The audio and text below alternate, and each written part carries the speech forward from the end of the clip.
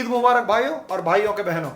Bollywood industry ने इस ईद के त्यौहार के अवसर पर आपको ईदी के तौर से 4 मूवीज गिफ्ट किया है जो आप घर पे बैठ के देख सकते हो। ये 4 है, नेटफ्लिक्स पे आई है रात अकेली है, हॉटस्टार पे आई है लूट केस, Z5 में आई है यारा और Amazon प्राइम वीडियो पे आई है शकुंतला देवी। क्या ये 4 मूवीज देखने लायक है? क्या ये 4 मूवीज की वैल्यू आपके टाइम की वैल्यू के बराबर है? ये जानने के लिए सुनते रहिए पट्टू प्रेजेंट्स।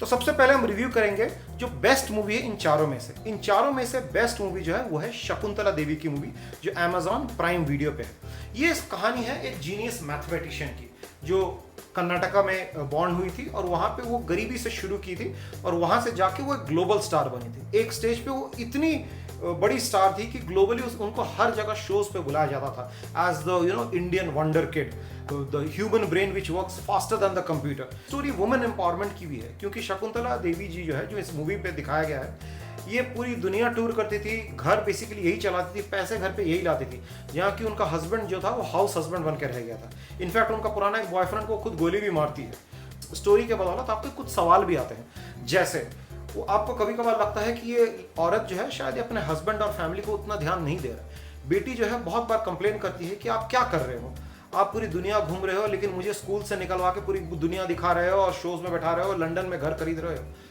लेकिन ये कहानी वही है कि grass is greener on the other side. अब इनके पास, इसकी बेटी के पास जब पूरे पैसे थे तब इनको प्रॉब्लम था कि क्यों इतनी ऐशो आराम मिल रही है। यही ऐशो आराम अगर एवरेज किसी बच्चे को दिया जाता तो कहता है भैया स्कूल छोड़ के अगर दुनिया घूमना मिले तो इससे बढ़िया चीज क्या हो सकता अपना लाइफ में। ये स्टोरी जो है वो मदर डॉटर रिलेशनशिप की है ओवर 2 जनरेशंस।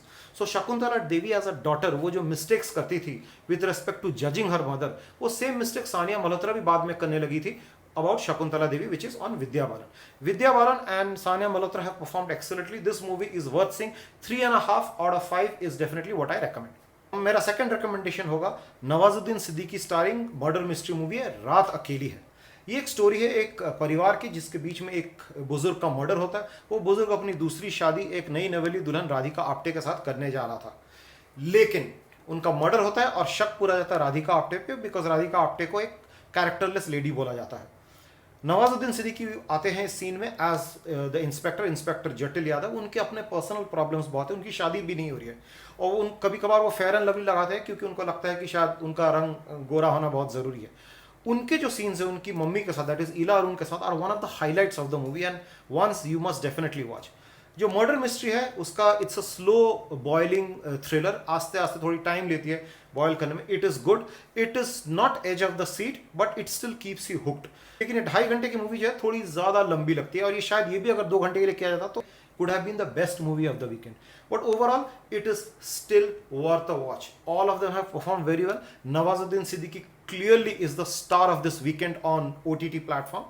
एंड रात के लिए आपको जरूर देखना चाहिए। वीकेंड की जो तीसरी रिलीज है जो रैंकिंग में मैं तीसरा रखूंगा वो है लूट केस। लूट केस एक लाइट मूवी है अबाउट अ गाय जो चौल में रहता है। ये कुणाल खेमू ने जिनका किरदार निभाया है। ये बंदा जो है ये एक प्रिंटिंग प्रेस में काम करता है और पैसों की बहुत तंगी है और एकदम से इसके हाथ पे 10 करोड़ का एक बक्सा लगता है। उसके बाद क्या होता है और बाकी चीज़ काफ़ी हद तक प्रेडिक्टेबल है क्योंकि आप समझ सकते हो वो पैसा उसका तो नहीं होगा, वो 2 गैंग्स हैं उनके बीच में पैसा इधर उधर हो रहा था तो ये लूट गया था।